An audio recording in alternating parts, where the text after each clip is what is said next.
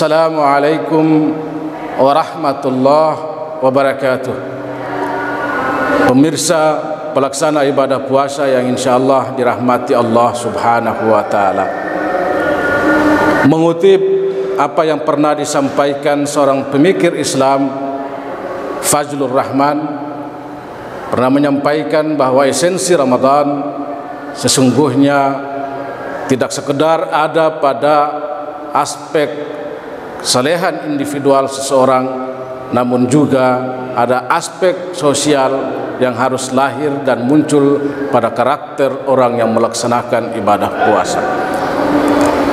Sejauh ini Ramadan bagi para pelaksana ibadah puasa hanya sekedar atau senantiasa meningkatkan kesolehan ritual atau kesolehan individualnya saja.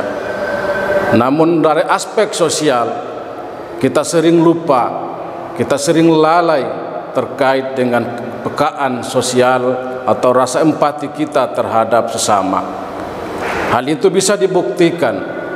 Fakta telah memperlihatkan kepada kita bahwa masih banyak para pelaksana ibadah puasa yang kemudian dari sisi kemanusiaan masih sering mengabaikan hal-hal yang sifatnya sosial kemasyarakatan tersebut.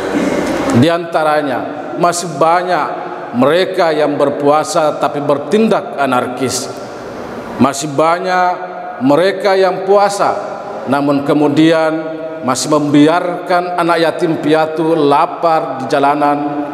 Masih banyak mereka yang kemudian berpuasa namun kemudian di sisi lain mereka saling menghujat, saling memfitnah dan lain sebagainya.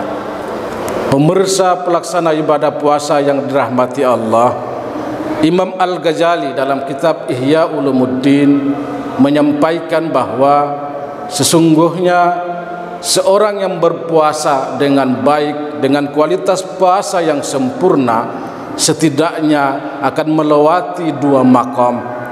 Makam yang pertama, mereka yang telah melaksanakan ibadah puasa dengan sebaik-baiknya diharapkan mampu berada pada titik makam rasa khauf yang besar kepada Allah Subhanahu wa taala. Khauf atau ikhtiar yang dimaksudkan adalah rasa takut yang ada dalam diri seorang pelaksana ibadah puasa untuk kemudian melanggar perintah dan ajaran Allah yang kemudian dilakukan di setiap tahun-tahun yang akan datang pasca ia berpuasa. Yang kedua, makam yang harus dilewati adalah makam rajaah atau penuh pengharapan. Kenapa demikian? Orang yang melakukan ibadah puasa dengan sesungguhnya terus akan berharap bahwa pasca melakukan ibadah puasa ia terus berharap agar ajaran-ajaran atau amalia yang dilakukan di setiap puasa selalu ia lakukan dan mendapat ridha oleh Allah Subhanahu wa taala. Pemirsa yang budiman, oleh karena itu sesungguhnya puasa tidak hanya menghendaki pribadi pelaksana ibadah puasa itu soleh secara ritual, tidak hanya sekedar menghendaki seorang pelaksana ibadah puasa hanya rajin dalam sholat, hanya rajin dalam melakukan ibadah-ibadah sunnah yang sifatnya mahda, namun kemudian yang sangat diinginkan juga adalah kepekaan, kepedulian sosial antar sesama, tidak saling memfitnah, tidak saling melakukan kekerasan yang kemudian itu bisa berjalan hingga di tahun-tahun yang akan datang.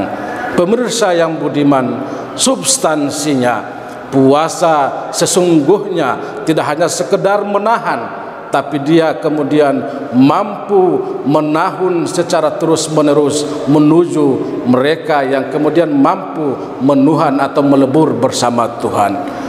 Barangkali itulah kemudian yang akan kami sampaikan. Kurang dan lebih kami mohon maaf. Billahi taufiq wal hidayah. Assalamualaikum warahmatullahi wabarakatuh.